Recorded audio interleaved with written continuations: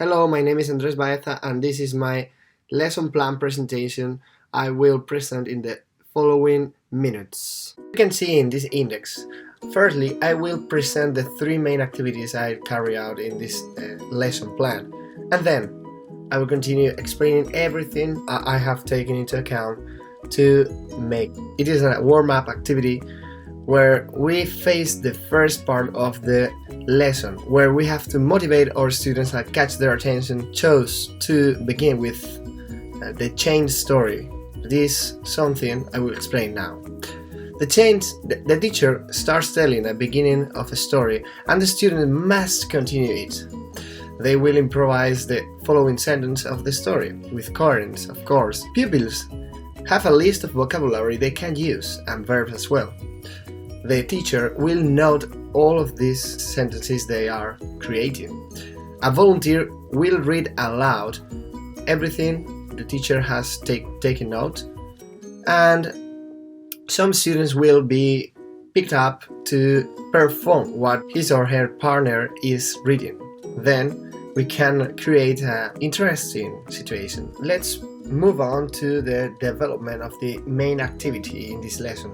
It is called Crazy Tales. And first of all, before starting with the explanation of this activity, I have to make it clear to give you the information that our students, we have been practicing with our students how can we transform a verb from his present form to the past form. In this case, they have been studying some irregular verbs during the whole academic year, and they don't have any difficulty with these verbs they have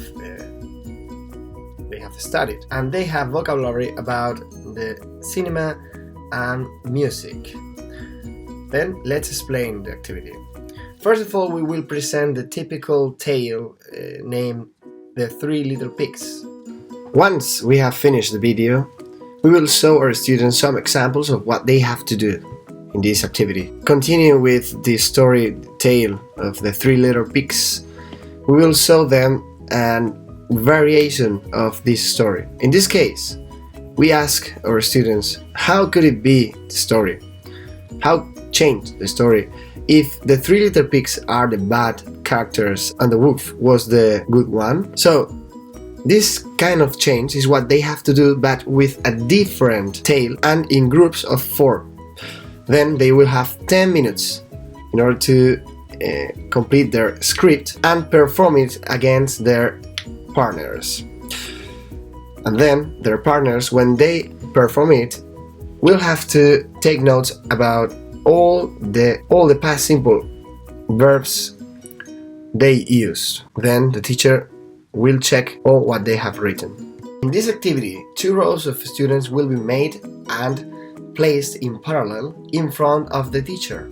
These 2 rows are the 2 teams involved in the game, and the teacher will have 2 word cards shown to answer for a question that the teacher will ask to the first person of each team. Then, as the students are located in front of the teacher and the cards, the faster one will pick the correct option, and if it is correct, of course, they will have a point.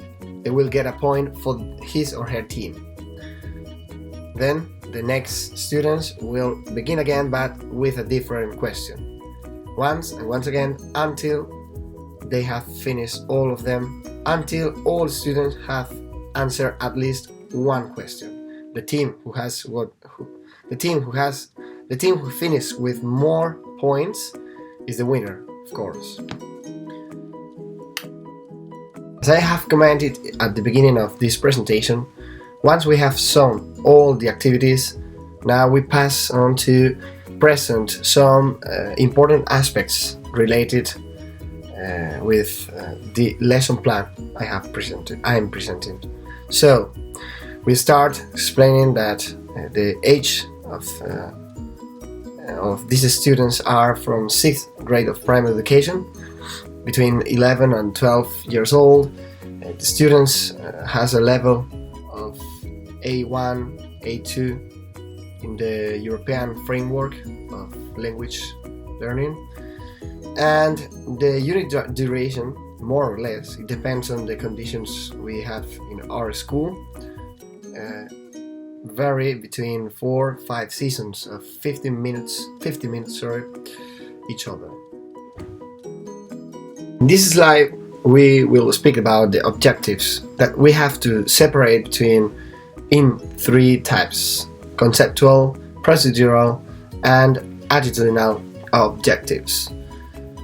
In this case, we find conceptual objectives like vocabulary conformed by film genders and music, and grammatical structures like past simple and all their forms in question and negative. Then we find procedural objectives with some like to be able to express themselves orally using past simple and all their forms, to develop our students' imagination, creativity, and spontaneity, develop our students' oral and written skills, comprehension and expression skills, and finally the attitudinal objectives, where we find to make our students become aware of their errors and make them correct them, to foster their artistic sensibility, to respect their partners' productions, and to improve their social skills between others.